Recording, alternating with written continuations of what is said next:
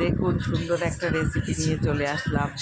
5টা-6টা ডিম নিলাম, ডিমটা ছাড়িয়ে নুন হলুদ মাখিয়ে নিয়েছি।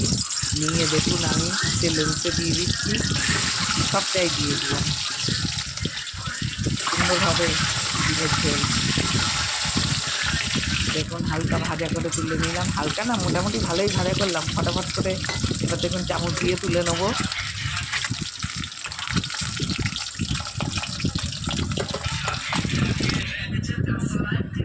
দেখুন সবটাই তুলে নিয়েছি, তেলের উপরে কটা গোটা জিরে দিয়ে দিয়েছি।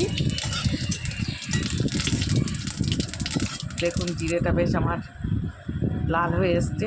এবার আমি পেঁয়াজ কুচি দিয়ে দিলাম, দিয়ে আমি একটু নাড়াচাড়া দিয়ে নেবো। তারপরে আমি সিদ্ধ করা আলুটা দেখুন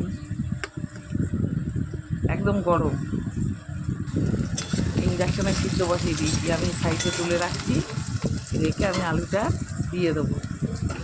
দেখুন সব আলুটাই দিয়ে দিই, দিয়ে আমি তেলের সাথে একসাথে ভালো করে এটাকে ভাজা টাজা করে নেবো।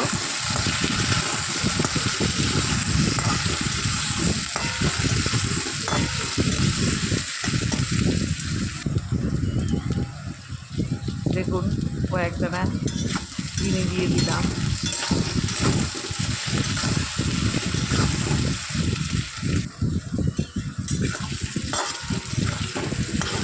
দেখুন কত সুন্দর কালার এসছে। এবার দেখুন মশলাটা আমি দেবো, লবণ, লঙ্কার গুঁড়ো, জিরের গুঁড়ো, ধনিয়ার গুঁড়ো, হলুদ।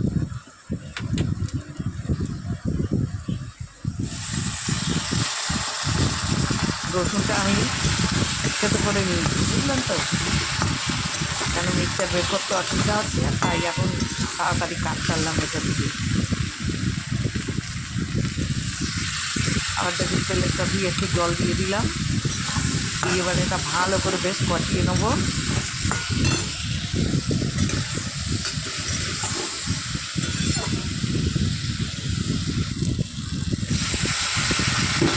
কেটে রাখা টমেটোটা দিয়ে দিলাম আমি, দিয়ে আবার ভালো করে বেশ কষিয়ে নেবো। দেখুন কত সুন্দর কষানোটা বেশ হয়ে এসছে। এবার পরিমাণ মতন জল দিয়ে দিলাম।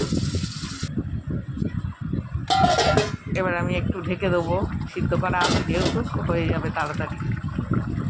দেখুন কত সুন্দর হয়েছে। আমি ডিম কটা দিয়ে দিলাম, দিয়ে বেশ একটু নাড়াচাড়া দিয়ে নেবো ভালো করে। দেখুন একটু গরম মশলা দিয়ে দিলাম, নামানোর আগে সুন্দর গন্ধ বেরোচ্ছে, জানেন তো বন্ধুরা, টেস্টি হচ্ছে খুব। দেখুন কত সুন্দর হলো। সবাই ভালো থাকবেন, চাললাম, টাটা।